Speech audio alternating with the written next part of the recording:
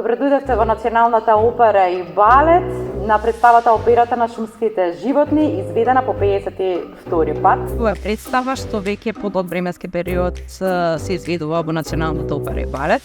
Тематски наменски е напишана за операта, за едукација за децата, што е всушност како форма операта, како се создава едно оперско дело.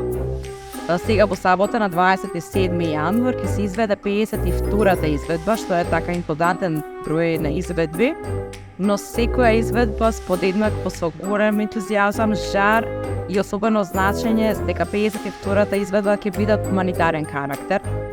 Особено ми е драго што нашата Национална опера и балет, како општествено одговорна компанија и станова, ќе допринесе хуманитарно за Леонид и сите средства ќе бидат донирани за негова цел. По представата се застапени сите форми, сите делови што ги содржи операта, значи како да се доцираме од најмали нозе, како да иницираме немладата публика да посетува операта, да видат дека е забавно, да будиме љубов за што поголем интерес за оперската уметност. Мене тоа особено ме радува затоа што секоја представа буквално ги полни салите на Националната опера и балет.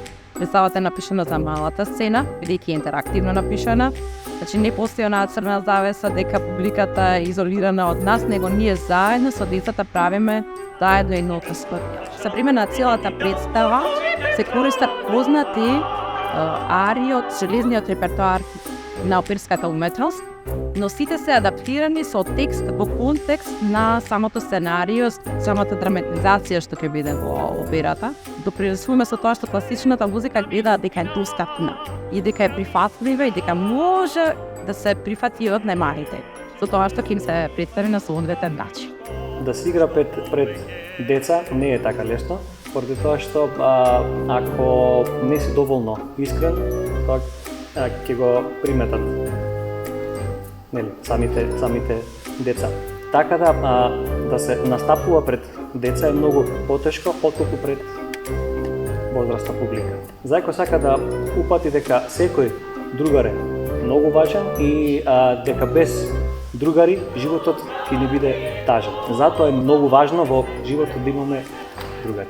Купа Леса има една интересна енергија каде што всушност е едно големо дете со една таква емоција пристапува. Таа е сценаристот во операта на шумските животни, го пишува либретото, тематиката приказната во операта и на некој начин ги обединува сите животни.